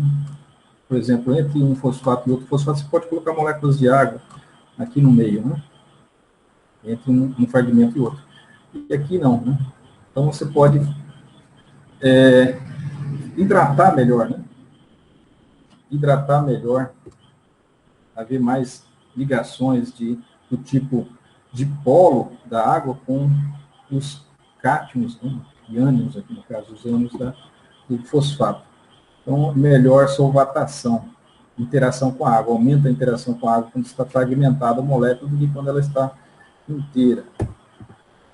Finalmente, maior estabilidade por ressonância dos produtos. Então, os elétrons aqui pode fazer, esse oxigênio, por exemplo, pode fazer ressonância, né? Estando fragmentado, ele pode fazer tem mais possibilidades de ressonância do que quando está uma molécula inteira. Então, os elétrons que se deslocam aqui de um átomo para outro, na molécula inteira, não fragmentada, é menor do que quando ela está fragmentada. O conjunto de estruturas de ressonância são maiores após a fragmentação. Então, isso explica, né, em termos energéticos, a estabilidade é maior quando está fragmentada, quando a ligação se quebra. Por isso que ela tem uma tendência muito grande em quebrar, essas ligações se romperem. E essa tendência é transferida, né, para as estruturas que contêm esses grupos fosfato, pirofosfato. Quando uma molécula está liberada ao grupo fosfato ou pirofosfato, ele tem essa tendência de sofrer a quebra da ligação, né, e liberação desses elementos fosfatos aí. É um bom grupo de saída, como foi dito. Olhem só aqui, né, o ATP, né, adenosina trifosfato e adenosina, dentro do sítio ativo. Ela necessita do magnésio. Nota que o magnésio sempre vai estar presente quando for usado o ATP, porque ele se coordena com os grupos oxigênio negativos aqui. Isso estabiliza, né? E além do mais, tem um grupo arginina, um resíduo de arginina, de um aminoácido do sítio ativo, tem carga positiva, fazendo aqui uma ponte de hidrogênio, né? Do tipo hidrogênio com íon, né? Íon, ponte de dipolo, né? Íon, né? Aqui também tem um resíduo de lisina. O fato de você ter, né, todas essas cargas negativas do oxigênio nas proximidades de carga positiva, aumenta a eletrofilia do fósforo. O fósforo não pode, né, se dispor dessas cargas negativas, desses elétrons que estão sobre os oxigênios com carga negativa aqui. Esses íons oxigênio, esses íons aqui de oxigênio. Esses elétrons que estão aqui no grupo fosfato já estão comprometidos com as interações. Ou com magnésio, ou com os resíduos de lisina e arginina. Se você tirar o ATP de dentro desse sítio ativo e colocar ele na água, as ligações do tipo anidrido, que elas não se rompem facilmente. O ATP é bastante estável. Vai passar semanas até que a água consiga ir quebrando essas ligações. Agora, quando ele está no sítio ativo, essas ligações ficam muito mais fáceis de serem quebradas. Por quê? Porque agora esse grupo fósforo aqui, ele pode vir um nucleófilo. Por exemplo, uma molécula de água tem cargas elétricas negativas sobre o oxigênio. Então, o oxigênio ataca o fósforo. Né? Ou até mesmo um grupo OH-, uma base qualquer, né? Uma carga negativa qualquer, pode vir aqui e se ligar ao fósforo. Agora, por quê? Porque as cargas negativas não estão todas fazendo aqui coordenação com resíduos de lisina, com magnésio, com arginina. Então, essas cargas negativas não repelem o nucleófilo. Né? Porque o nucleófilo normalmente é um elemento com carga negativa, rico em elétrons. Então, ao se aproximar do fósforo, no sítio ativo isso é possível, porque as cargas negativas do fosfato estão comprometidas aqui com coordenações. Agora, na água, não. Na água, essas cargas negativas vão repelir o nucleófilo. Quando chegar o nucleófilo para atacar o grupo fosforila, tem essas cargas negativas aqui no entorno do grupo fosforila, e repelem a chegada do nucleófilo. O nucleófilo, normalmente, por definição, é uma espécie rica em elétrons. Uma espécie rica em elétrons que se aproxima de cargas negativas será repelido pelas cargas negativas, né? Aqui no grupo ativo não vai ter esse problema, porque essas cargas negativas estão sendo neutralizadas por interações aqui no sítio ativo, com magnésio, como eu falei, com lisina, certo? Então, esse sítio ativo é desenhado para que a reação, para facilitar esse tipo de ataque, né? Um ataque nucleofílico aos grupos fosfatos, seja na posição alfa, beta ou gama. Como todas as cargas negativas, os OTP são neutralizadas, o OTP é prontamente aproximado pelos nucleófilos. É mais fácil, né, um nucleófilo se aproximar se as cargas negativas estiverem coordenadas aqui no sítio ativo. Outros nucleotídeos importantes. A gente falou muito do ATP, mas tudo que foi falado com ATP é válido, porque são nucleotídeos, né? A gente falou dos nucleotídeos a gente está falando disso aí por quê? Porque esses nucleotídeos são a base da construção do DNA e do RNA. E tudo que foi falado para o ATP também existe para a guanina, né, para a timidina, para a citosina, para a guanina, né, uracila, todas elas existem na forma de monofosfato, difosfato e trifosfato.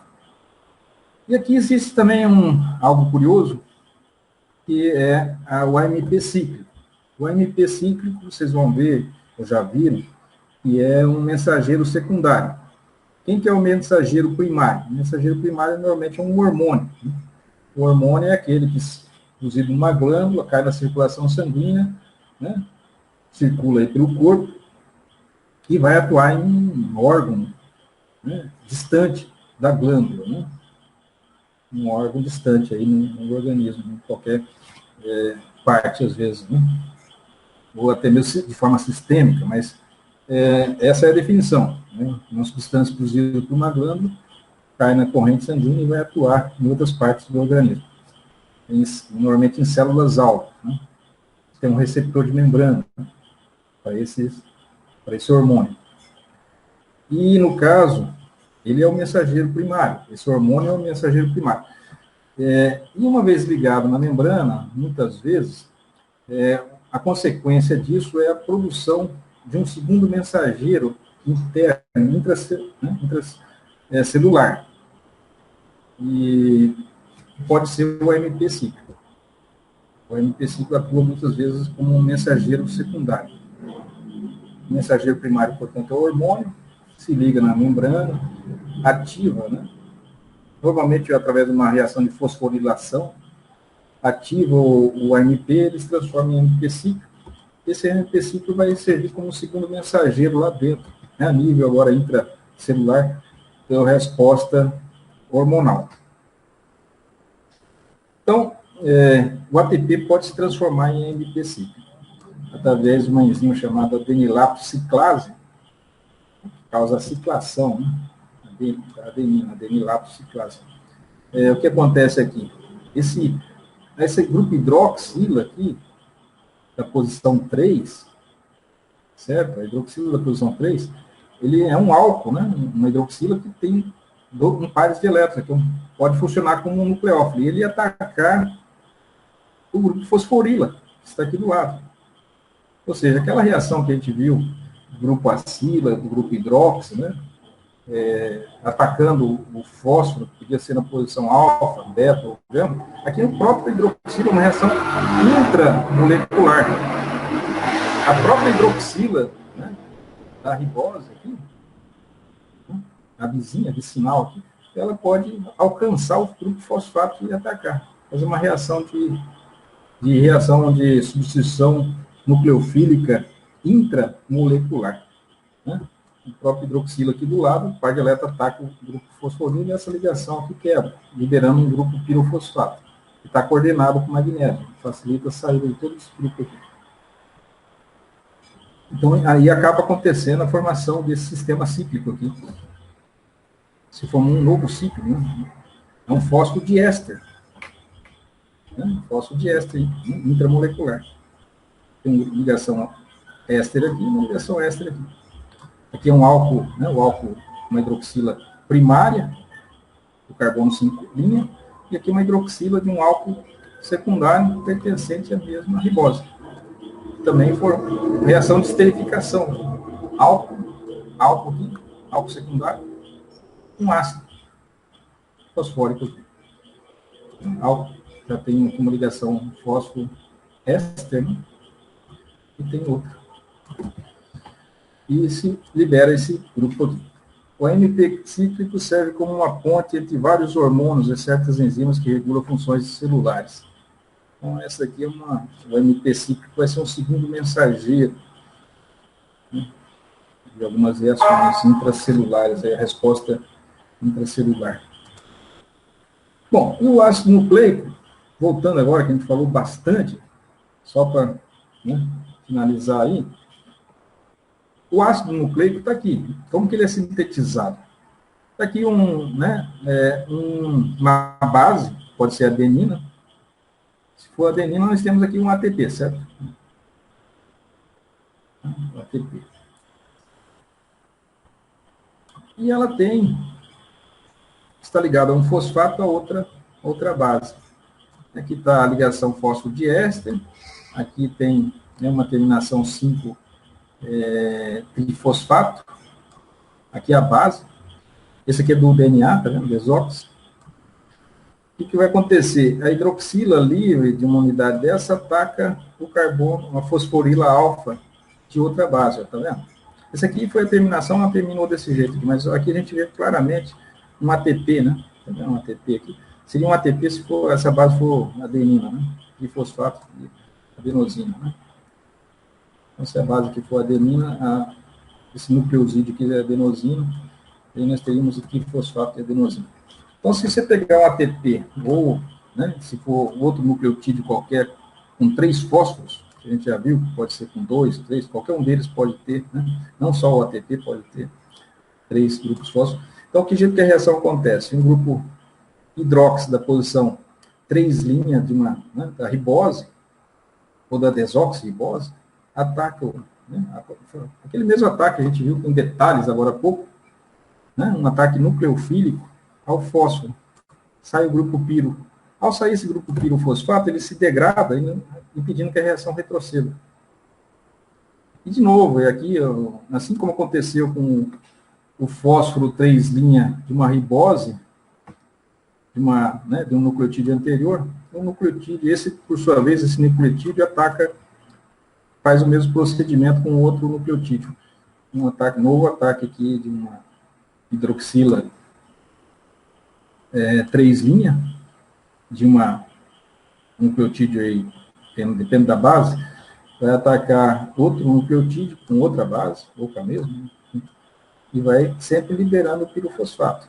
Então, essa reação é altamente favorável, porque você está promovendo a quebra das ligações pirofosfato, que a gente falou tanto já, né, todo esse tempo falando aí, que existe muito favorável termodinamicamente, né, essas ligações se quebram com facilidade, né, por causa da alta energia contida nessas ligações pirofosfato. A gente está vendo como a síntese do DNA e do RNA é favorecida e como acontece em cascata, né? Daria para entender essa síntese de forma química, sem precisar observar toda a maquinaria de replicação e transcrição celular. Somente do ponto de vista químico, sintético, já vê que é uma reação favorável termodinamicamente, o que facilita muito que reações aconteçam, que ela seja favorável termodinamicamente. E elas são altamente favoráveis, né? O acréscimo de uma base à sequência de DNA ou de RNA se faz por ataques de hidroxilas de uma ribose ou de uma desoxirribose da posição 3' ao grupo fósforo de um trifosfato de uma base de nucleotídeo de outro qualquer. Sempre atacando o trifosfato que está na hidroxila 5', aqui na posição fósforo alfa. E isso aí vai acontecendo, né, em sequência. E o crescimento dessa cadeia é sempre no sentido 5' e 3', como vocês estão vendo. A hidroxila da posição 3 ataca, né, o fósforo da posição 5. A 3 ataca o fósforo 5. Então, sempre 3 em direção ao 5. 3 em direção ao 5. Vai acrescentando, vai acontecendo esses ataques aqui. Com isso, você vai ampliando a cadeia, né? Vai crescendo aí na direção 3, né? Os terminais 3 em direção ao movimento dos elétrons, tá? O movimento dos elétrons. Os elétrons da oxila 3 em direção à fosforila do carbono 5. Aqui, então, em pareamento de base, essas bases se emparelham, né, por causa de pontes de hidrogênio. E essas pontes de hidrogênio são viáveis por causa também da tautomeria que existe daquele grupo enol, né, do tipo enol e ceto, né, tipo ceto-enólico. Aqui, essas bases estão como se fossem folhas horizontais, né, elas são como folhas transversais aqui, assim, então elas estão empilhadas, né? É como se fosse uma folha paralela a outra folha, né? E essa folha seria formada, assim, uns degraus, na verdade, aqui, que unem as dupla hélice do DNA. Estão separadas aqui a distância de 3,4 âmetros entre um degrau e outro. Enquanto as hélices caminham assim verticalmente, as bases se posicionam, como elas são planares. Lembre-se que as bases são heterocíclicos aromáticos, e para serem aromáticos eles têm que ser planares. Todos os carbonos e nitrogênios dos heterocíclicos têm que estar hibridados em sp2. Estando hibridado em sp2, eles têm, né, cada um desses elementos, seja nitrogênio, o carbono, da adenina, da guanina, da citosina, do dino, da timidina, eles são todos esses elementos do ciclo, né, são hibridados em sp2. Então, tem geometria trigonal plana. Então, todas essas moléculas são aromáticas e são planares. Então, ela fica aqui um degrau, né, é uma folha, como se fosse uma folha, né, um plano, aqui tem outro plano, né, e esses planos estão paralelos entre eles, né, se dispondo perpendicularmente, esses planos, à direção da cadeia dupla hélice, né? O eixo dupla hélice é vertical aqui e os planos são perpendiculares a esse eixo. E aqui, entre um par de base e outro par de base, existem interações do tipo hidrofóbicas, né? Certo? Esses planos, né, de ligações aqui de heterocíclicos aromáticos, eles interagem através de interações hidrofóbicas. O que estabiliza também, não é só as pontes de hidrogênio que estabilizam a estrutura, né, do DNA e do RNA, no caso do DNA. Né? Também as interações do tipo hidrofóbicas contribuem para que essas cadeias adquiram essa conformação em dupla hélice. E elas são antiplanares, tá vendo? Enquanto uma vai no sentido 5', 3', a outra vai no sentido 5', 3' no sentido inverso aqui, né? Uma está descendo da extremidade 5' em direção a 3' de uma cadeia, a outra vai na extremidade 5' em direção a 3' na cadeia, ou seja, no sentido inverso. Então, são antiparalelas, né? Aqui, as pontes de hidrogênios que podem haver. Note que isso aqui é possível, porque aqui nós temos uma carbonila, certo? Aqui nós temos uma carbonila. Se nós tivéssemos o tautômero, esse hidrogênio viria para cá, certo? Formaria uma hidroxila. Uma hidroxila teria um hidrogênio aqui com um hidrogênio, não daria certo. Por outro lado, aqui haveria uma dupla ligação aqui, ó, entre o carbono e o nitrogênio, não haveria como fazer ponte de hidrogênio. Só haveria uma ponte de hidrogênio, na verdade, seria a hidroxila aqui com o nitrogênio aqui, né? Não haveria como haver duas pontes de hidrogênio se essa estrutura da timidina estivesse não na forma cetônica, mas na forma enólica. Enólica é quando esse hidrogênio está aqui ligado ao oxigênio e essa dupla estaria formada aqui com nitrogênio. Daí, haveria só a possibilidade de uma ponte hidrogênio, que seria a hidroxila aqui com nitrogênio. Não haveria essa ponte aqui, porque não haveria esse hidrogênio aqui, né? E aqui a mesma coisa, se isso aqui não tivesse carbonila aqui, e tivesse uma dupla ligação, não haveria esse hidrogênio aqui. Daí também não haveria as 3 pontes de hidrogênio, só haveria 2, né? Então, todas no começo, Watson e Crick, eles pensavam que a estrutura estaria na forma enólica, não cetônica, né? Falou já sobre isso. Isso estava dificultando eles entender como que essas pontes se formavam, né? Como que as cadeias se alinhavam.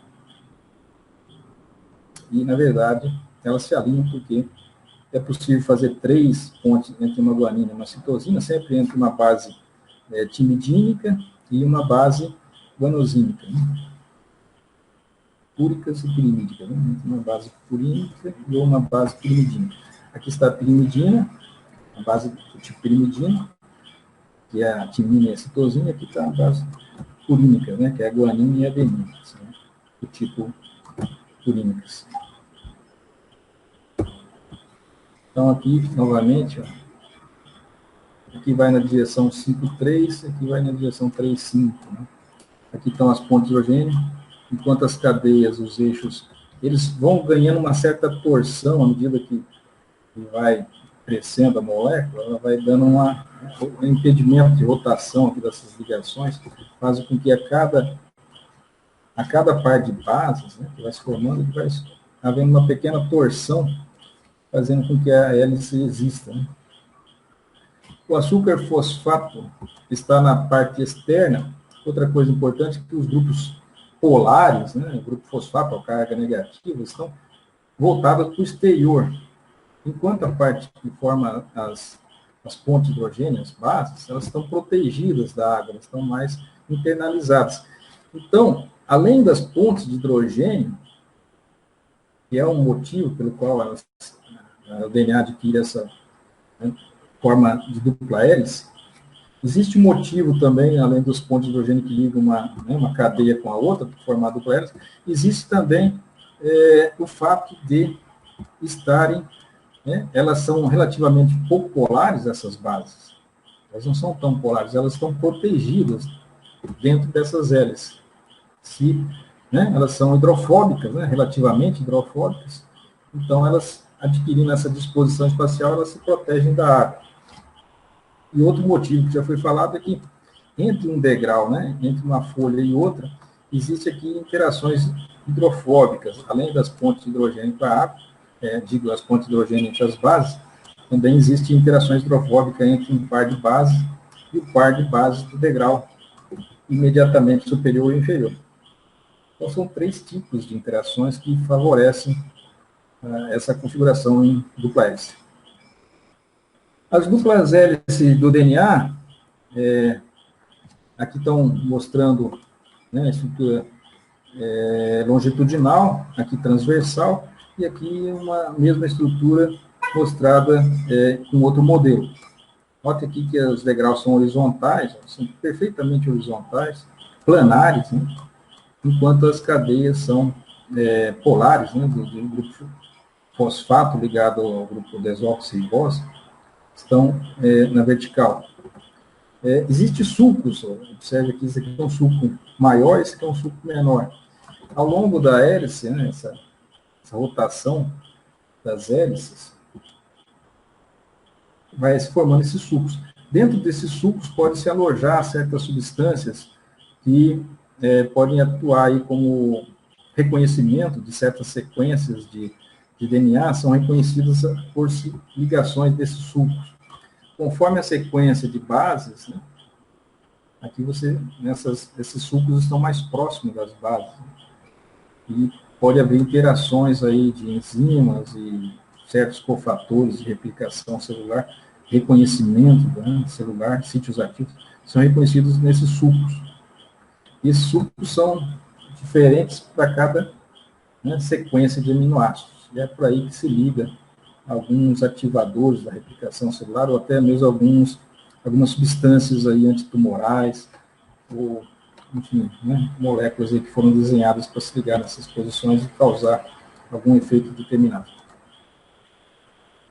Aqui está o motivo pelo qual o RNA ele pode ser hidrolisado com mais facilidade do que o DNA. Notem que já foi falado sobre isso, está aí o desenho, que acontece uma não digo hidrólise, né? Hidro é com água, né? Aqui não está acontecendo uma ruptura pela água, está havendo uma ruptura pelo álcool, né? Pela própria ribose. Seria uma alcoólise, né? Não uma hidrólise. Né? Uma alcoólise porque o grupo hidroxila de um álcool, da posição 2, estaria atacando o grupo fosfato, que está ligado ao oxigênio, né? Da posição 3'. Então, há um alto, né? Uma alcoólise aí, uma ruptura, né? Uma autolise, uma autólise aí da molécula. Se quebra, notem que o par de elétrons, quando né, o hidroxila adjacente do carbono 2' está servindo como nucleófilo, está atacando o fósforo, certo? A gente já mostrou essa reação. O par de elétrons corre para o oxigênio da fosforila. Quando o par de elétrons retornar, essa ligação aqui se quebra. Ou seja, você está rompendo a sequência. Né? Com essa ruptura dessa ligação aqui, você quebra a sequência do RNA. Isso só pode acontecer com o RNA, porque o DNA não possui um grupo hidroxila na posição 2'. Ela é 2' desoxirribose, né? Não ribose, como a gente está vendo aqui. Então, é por isso que a molécula de RNA tem essa fragilidade, essa possibilidade de ruptura, o que faz